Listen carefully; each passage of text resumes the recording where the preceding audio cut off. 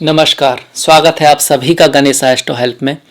मैं हूं आपके साथ डॉक्टर दिलीप और बहुत बहुत स्वागत करता हूं ज्योतिष के इस प्रोग्राम में। आज हम बात करने वाले हैं कर्क राशि लग्न के लिए कैसा रहने वाला है आने वाला अप्रैल का महीना। अगर हम कुंडली के ऊपर नज़र डालते हैं फिलहाल, तो आपकी जो कुंडली है आपका, तो इस तरह से वहाँ ग्रह चल रहे हैं गोचर में। फिलहाल अगर हम देखते हैं तो आपके पंचम भाव में वृश्चिक राशि में केतु गोचर कर रहे हैं, ज्येष्ठा नक्षत्र से गुजर रहे हैं वो। और ये देखिए सप्तम भाव है, इसमें 10 नंबर जो है इसका मतलब है काल पुरुष की 10वीं राशि मकर है, भाव ये सप्तम ही है। इसमें शनि गोचर कर रहे हैं भगवान श्री विष्णु से जुड़े हुए श्रवणा नक्षत्र में। ये अष्टम भाव है। देखिए ये पहला भाव है, ये दूसरा, ये तीसरा, ये चौथा, ये पांचवा, ये छठा, ये सातवां और ये आठवां। और यहाँ जो नंबर है वो राशि को दिखाता है। तो ये 8वां भाव है, इसमें 11वीं राशि कुंभ है, जिसमें गुरु गोचर करेंगे 6 तारीख से। 6 तारीख को गुरु जो है कुंभ में आ जाएंगे, इसीलिए कुंभ का मेला जो है वो, क्योंकि गुरु का कुंभ में जाना बहुत ऑस्पिशियस माना जाता है। वास्तव में जो कुंभ राशि है वो देने की है, त्याग की है, दूसरों के लिए करने की है, सभी के लिए करने की है। आप कह सकते हैं कि मानव मात्र की सेवा की राशि है कुंभ। तो जिन लोगों का कुंभ राशि हो या लग्न हो, उन्हें दूसरों का करने में या तो अच्छा लगता ही है, नहीं भी लगता तो उनको दूसरों के लिए करना ही होना चाहिए। उनके जीवन का पर्पज यही है कि वो दूसरों का करें। गुरु यहाँ पर आए हैं, वैसे तो स्पिरिचुअलिटी के लिए, अध्यात्म के लिए बहुत ज़्यादा शुभ है। आपके लिए और क्या रिजल्ट लेकर आए उसके बारे में बात करेंगे। इसके बाद देखिए नवम भाव में मीन राशि में सूर्य, बुध और शुक्र रहेंगे। यहां पर सूर्य आपके 13 तारीख तक हैं, बुध जो है वो 16 तारीख तक और शुक्र 10 तारीख तक यहां पर रहेंगे। शुक्र यहां उच्च के हैं और सूर्य जो है 13 तारीख के बाद जब यहां जाएंगे तो सूर्य 10म भाव में आपके उच्च के हो रहे हैं। उच्च के सूर्य 10म भाव में बहुत अच्छी बात है। रिजल्ट क्या होगा उसके बारे में बताएंगे। शुक्र 10 के बाद आपके 10म स्थान में आएंगे, क्या रिजल्ट लेकर आएंगे वो भी बात करेंगे। और बुध जो है आपके 10म भाव में पद प्रतिष्ठा प्रमोशन कार्य क्षेत्र के भाव में बुध आएंगे, वो क्या रिजल्ट आएंगे वो भी बात करेंगे। देखिए एकादश भाव में मंगल है, अभी फिलहाल में मंगल और राहु का अंगारक योग आपके एकादश भाव में वृषभ राशि में चल रहा है। पर मंगल यहाँ पूरे महीने नहीं रहने वाले, वो 13 तारीख को 12वें भाव में आ जाएंगे, द्वादश भाव में आ जाएंगे, मिथुन राशि में द्वादश भाव में आपकी कुंडली के गोचर करेंगे। तो ये तो रहा ग्रहों की स्थिति। अब थोड़ा सा बात कर लेते हैं इनका जो रिजल्ट है वो क्या आएगा। और उससे भी पहले एक बात करते हैं थोड़ा सा कि हम बात कर किसके बारे में रहे। हम बात कर रहे हैं गोचर कुंडली की। गोचर का मतलब है फिलहाल किस तरह के ग्रह नक्षत्र चल रहे हैं। और एक है आपकी जन्म कुंडली, जिस समय आप पैदा हुए थे, जिस स्थान पे आप पैदा हुए थे, जितने घंटा मिनट सेकंड पर आप पैदा हुए थे, वहां आपके जो ग्रहों की स्थिति है वो प्रारब्ध दिखाती है। गोचर फिलहाल जो ग्रहों की स्थिति है, तो दोनों से मिलाकर ही प्रेडिक्शन होता है। क्या आता है गोचर, करोड़ों जो कर्क वाले हैं उनकी बारे में बता रहा है। बहुत सारे लोगों के लिए इस तरह का भाग्य चल रहा है, पर डिसाइड करेगी जन्म कुंडली, क्योंकि कर्क वाले तो इंदिरा गांधी प्रधानमंत्री लोग भी हुए हैं और आम लोग भी हैं, बीच के लोग भी हैं, तो सबका तो एक सा नहीं होता है। पर हाँ थोड़ा सा ये रहेगा कि किस क्षेत्र पे क्या ध्यान देना है, किन बातों का ख्याल रखना है, वो हम राशिफल से देख सकते हैं।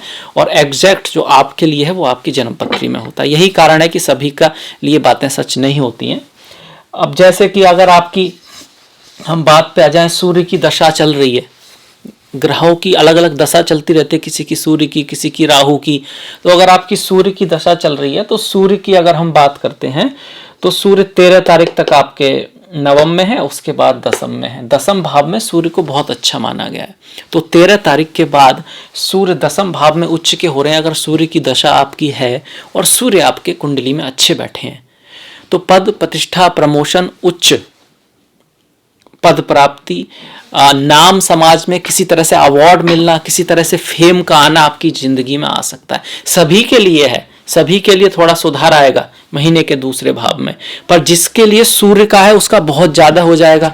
अगर किसी की बहुत राहु केतु की दशा चल रही है, राहु केतु बहुत ज्यादा अशुभ है कुंडली में, तो शायद वो उतना प्रभाव महसूस ना कर पाए। पर कर्क राशि के लिए लग्न के लिए जो है सूर्य ऑस्पिशियस हो रहे हैं 13 तारीख के बाद। उससे पहले सूर्य जो है पिता के भाव में है, नवम भाव में है। तो नवम भाव में सूर्य क्या करते हैं, पिता से थोड़ी दूरी बनाएंगे, पर धर्म की तरफ ले जाएंगे, गुरुओं की तरफ, ज्ञान की तरफ आपको ले जाएंगे। पिता की सेहत का थोड़ा सा ध्यान रख सकते हैं, पर फिर भी ये सूर्य आपको भविष्य के प्रति थोड़ा सा कह सकते हैं कि आगाह कर सकते हैं। इंट्यूशन आपकी सच हो सकती है, क्योंकि धन का भाव जो है, धन का स्वामी, परिवार का स्वामी, आपके वैल्यूज का स्वामी, वो नवम में आ रहा है। तो धन भी आ सकता है, कहीं से यात्राएं हो सकती हैं, परिवार में से कोई बाहर जाए, इस तरह की संभावनाएं बनती हैं, या पिता की कोई यात्रा हो, पिता की कोई, उनको कहीं बाहर जाना पड़े, इस तरह की भी बड़ी संभावनाएं बनती हैं।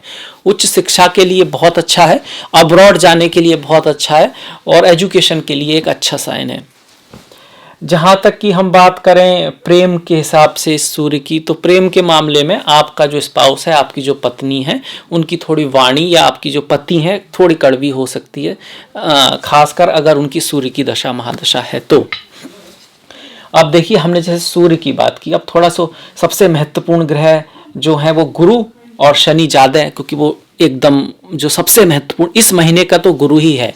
कारण क्या है कि बदलाव हुआ है, तो गुरु जो हैं अष्टम में आए हैं आपके। कहाँ आए हैं, अष्टम में आए हैं। तो गुरु के बारे में देखिए क्या कह सकते हैं हम। देखिए, गुरु की अगर हम बात करें तो गुरु आपके लिए भाग्य के स्वामी हैं, भाग्य के स्वामी हैं, और छठे भाव के स्वामी हैं। आपके लग्नेश चंद्रमा के दोस्त हैं, तो एक अच्छे ग्रह हैं आपके लिए। छठे भाव का स्वामी रोग, ऋण, शत्रु, मेहनत, आपके घर में होने वाले, रहने वाले पशु पक्षी जो हम लोग पालते हैं, वो आपके जीवन में की गई मिस्टेक्स, डाइवोर्स, लड़ाई झगड़ा और कंपटीशन को दिखाता है। वहीं जो नवम भाव है वो आपके पिता, गुरु, विद्या, धर्म, दया, मजहब,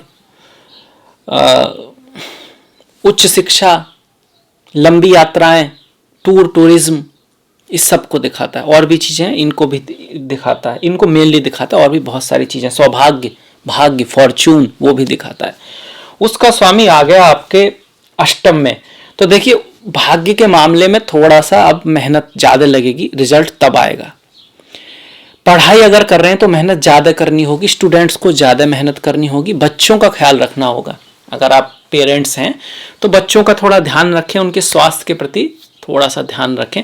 आपका मन अकल्ट, एस्ट्रोलॉजी, ज्योतिष, धर्म को जानने में गहराई से, देखिए अष्टम भाव बुरा भाव नहीं है, हालांकि इसको कई बार दुर्भाग्य, देरी उससे जोड़ते हैं, पर यही भाग्य का सेकंड भाव नवम है।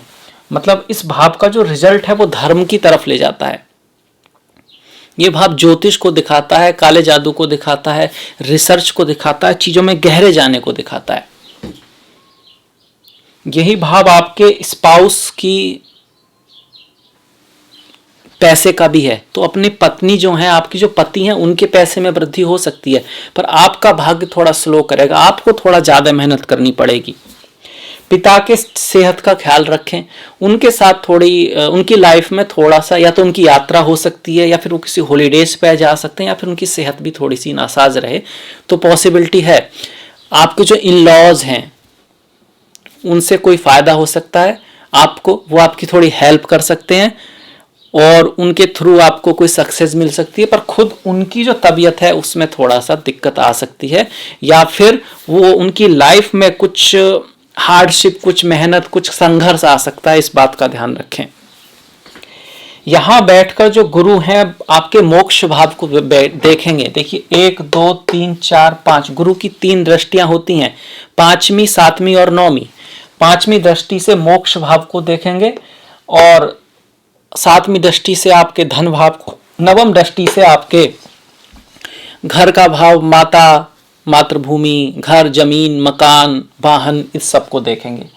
तो जब मोक्ष भाव को देखेंगे, पर ये साथ मोक्ष के साथ साथ किस चीज का है, आत्मज्ञान का है, मोक्ष का है, समाधि का है, पर इसको बहुत अच्छा घर नहीं मानते फिर भी। क्यों? क्योंकि ये खर्चे का है, खो जाने का है, गरीबी का है, विदेशों का भी है, इंपोर्ट एक्सपोर्ट का भी है।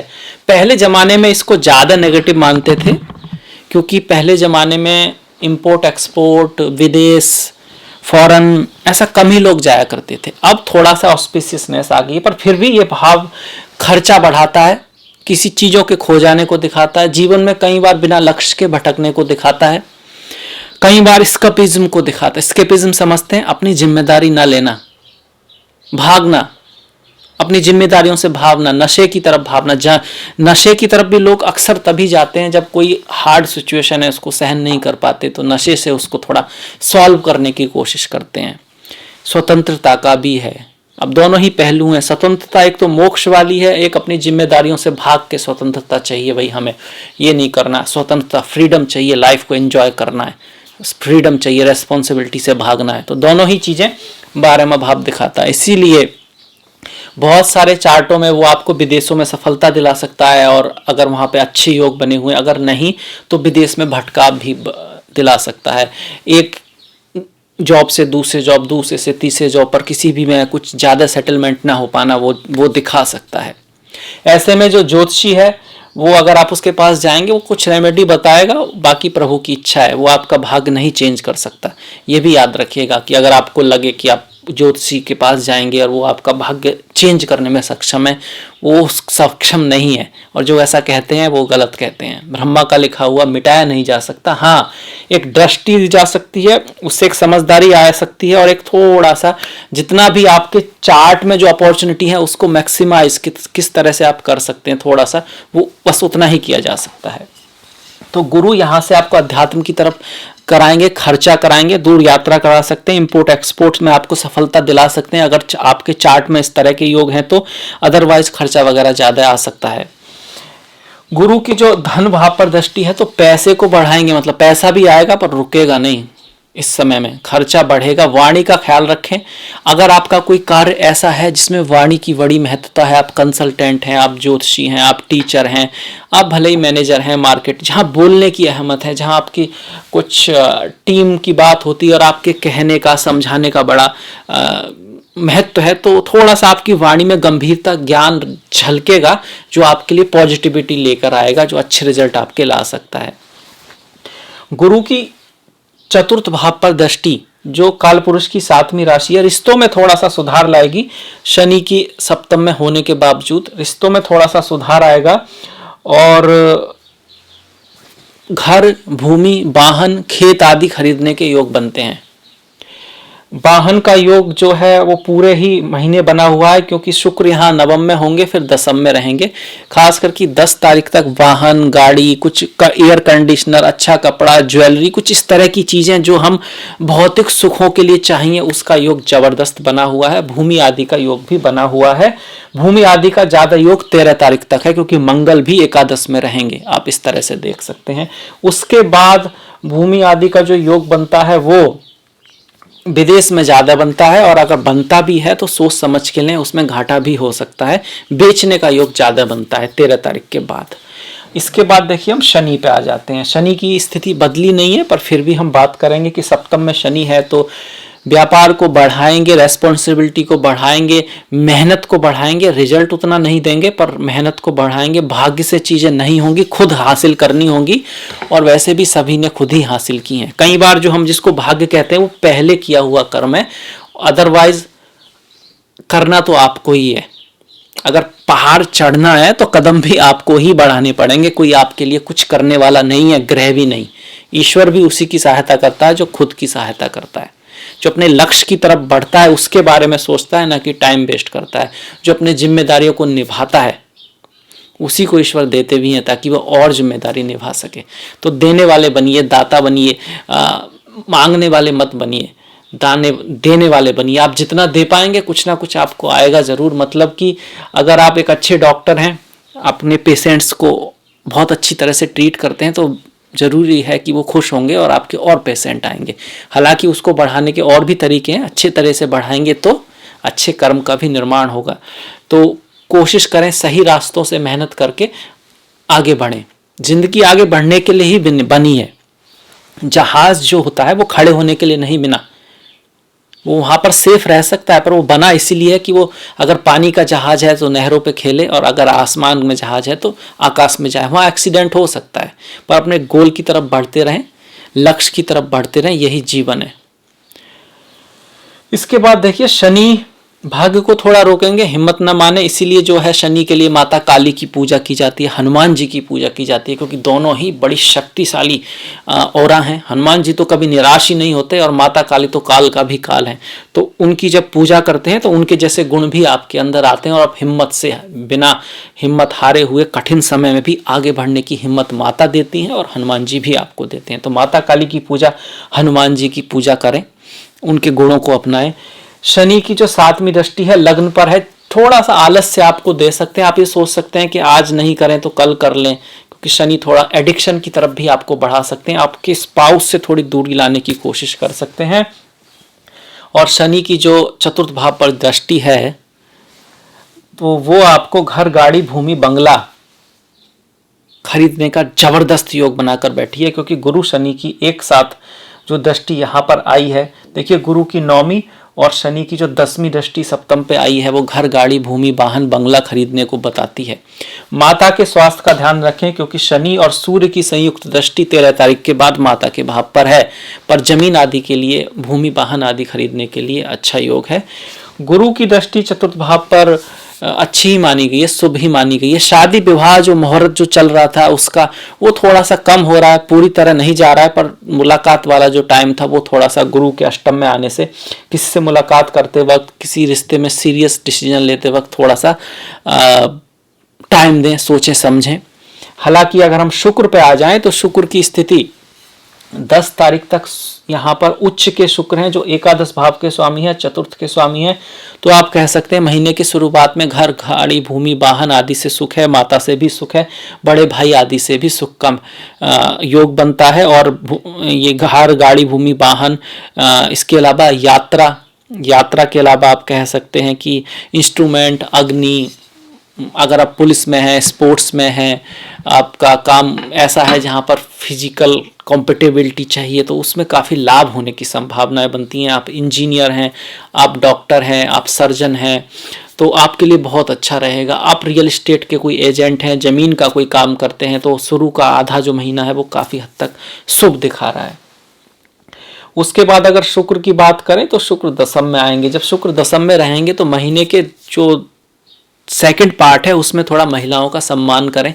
उनके साथ बाय चांस कुछ अपवाद होता है, कोई बात बिगड़ती है तो उसे प्यार से मनाएं। भले ही आप महिला हो तो आपकी सहेली के साथ, पुरुष हैं तो आपकी पत्नी, बहन, आपके साथ काम करने वाली कोई महिला, कोई भी हो, उस विवाद को ना बढ़ाएं, उसमें आपका नुकसान हो सकता है। तो उनको सम्मान करें। वैसे भी स्त्रियों का हमेशा सम्मान करना चाहिए और पुरुषों का भी सम्मान करना चाहिए, दोनों ही बातें हैं, ऐसा नहीं है।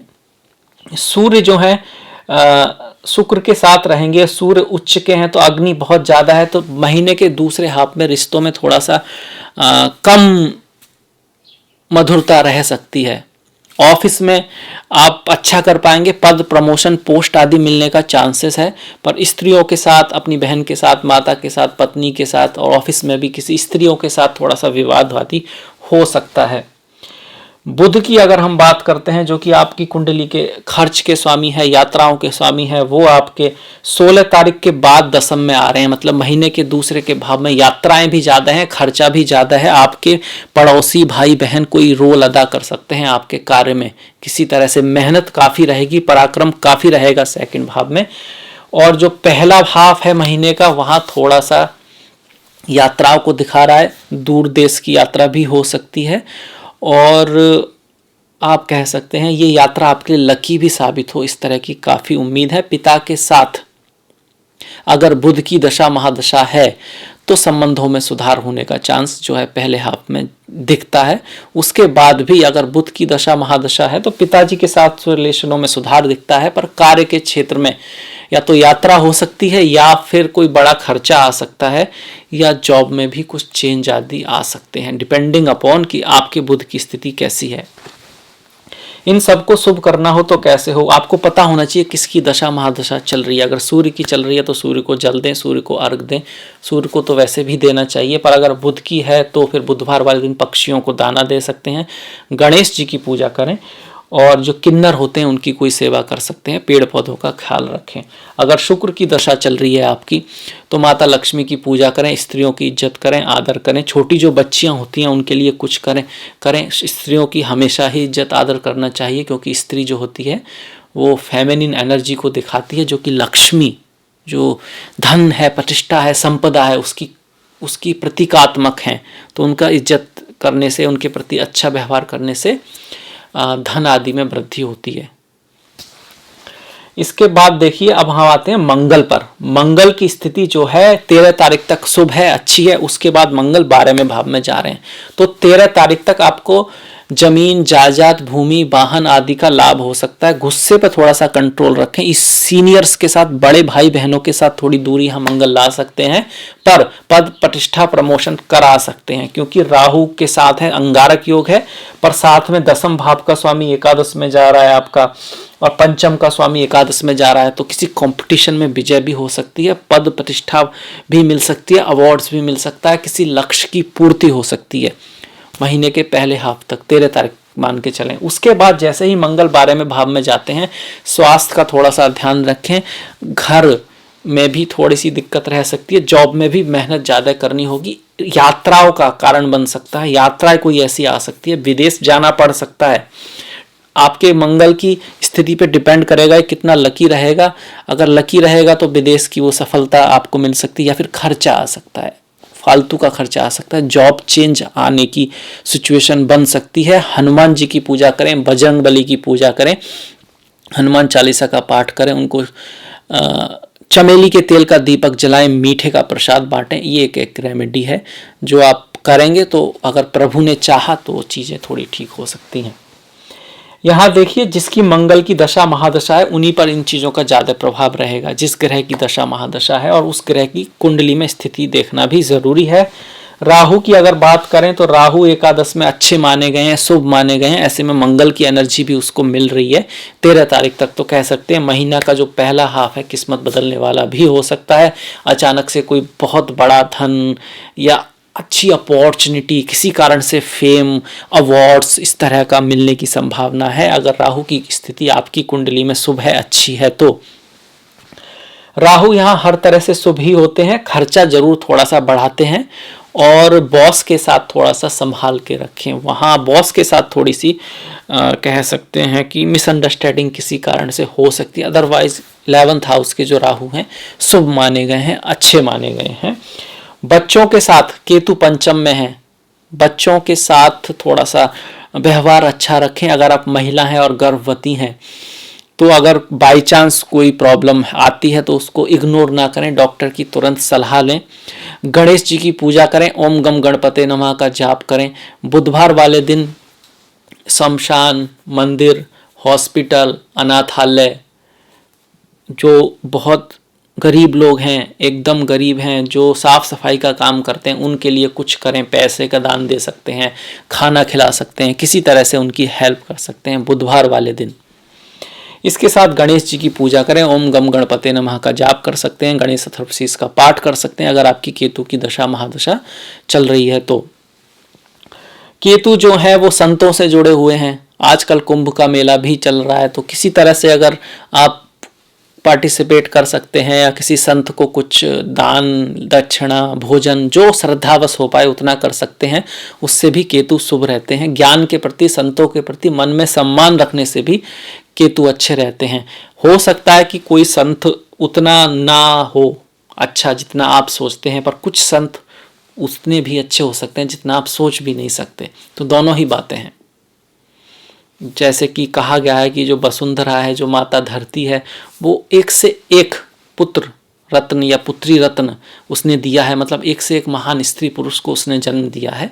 वो एक अलग बात है कि कुछ लोग उतने अच्छे नहीं होते हैं, पर कुछ संत वास्तव में संत होते हैं, वो सम्मान करने योग्य होते हैं। तो संतों के प्रति सम्मान रखना केतु को शुभ बनाता है। बच्चों के प्रति अच्छे रिश्ते रखना, क्योंकि केतु बच्चों को भी दिखाते हैं, गुरु तो दिखाते हैं। गुरु और केतु में बड़ी सिमिलरिटी है, ज्ञान को भी केतु, गुरु को भी केतु, मोक्ष को भी केतु, और गुरु भी कहीं ना कहीं मोक्ष को। तो गुरुओं के प्रति श्रद्धा रखना, गुरुओं के प्रति श्रद्धा रखना भी केतु को शुभ करता है, अगर आपकी केतु की दशा महादशा है तो। खैर हमने सारे ही ग्रह लिए, सबकी दृष्टियां भी ली। अब थोड़ा त्योहार की बात कर लेते हैं। 7 तारीख को पाप मोचनी एकादशी है। 9 और 24 तारीख को प्रदोष व्रत है भगवान भोलेनाथ का। 10 तारीख की शिवरात्रि है। सच्चिदानंद रूपा शिवोहम शुभोहम, आनंद स्वरूपा शिवोहम शिवोहम। 12 तारीख की अमावस्या है और 13 तारीख से नवरात्रि शुरू होते हैं। ओम भूर्भुवस्सः तत्सवितुर्वरेण्यं भर्गो देवस्य धीमहि धियो यो न प्रचोदयात्। जो सबसे श्रेष्ठ मंत्र है वो वास्तव में गायत्री माता के लिए ही है, और माता तो एक ही है। माता काली हो, माता दुर्गा हो, माता लक्ष्मी हो, ओम एम ह्रीम क्लीम चामुंडाय विच्चै। तो आप उनकी पूजा कीजिए, उनके बारे में जो वर्णन है उसको समझिए, उसको जीवन में उतारिए। 22 तारीख को लास्ट है नवरात्रि का। 21 तारीख की रामनवमी है। 23 तारीख को कमादा एकादशी है और 27 तारीख की पूर्णिमा और हनुमान जयंती है। जय बजरंगबली। हनुमान जी के जीवन में इतनी प्रेरणाएं हैं, इतना कुछ सीखने को है कि एक हनुमान जी को अगर आप भक्त बनते हैं, उनके गुणों को अपने अंदर उतारते हैं, तो कोई प्रॉब्लम आपके सामने रह ही नहीं सकती। 30 तारीख की संकष्टी है जो गणेश जी से जुड़ी हुई है, और 14 तारीख की नई साल है। हाँ जी, हमारी जो नई साल है वो 14 तारीख को है। सूर्य काल पुरुष की प्रथम राशि मेष में प्रवेश कर रहे हैं, और हम इसको नई साल के रूप में मनाते हैं। वो बात अलग है कि ये क्यों इतना फेमस नहीं हो पाई, क्यों हम 31 दिसंबर को मनाते हैं, अच्छी बात है। इसको नहीं मनाते, अजीब बात है। पर आपको नव वर्ष की बहुत बहुत मुबारकबाद हो, बहुत बहुत शुभकामनाएं हो। अगर आपको ये वीडियो पसंद आया है तो प्लीज़ लाइक कीजिएगा, शेयर कीजिएगा, घंटी वाला बटन दबाना मत भूलिएगा। आपका सहयोग बहुत महत्वपूर्ण है। मैंने डिस्क्रिप्शन में अपना लिंक दिया है फेसबुक का, इंस्टाग्राम का, ट्विटर का। Please like, please follow. अगली मुलाकात तक अपना ख्याल रखें, अपनों का ख्याल रखें। नमस्कार।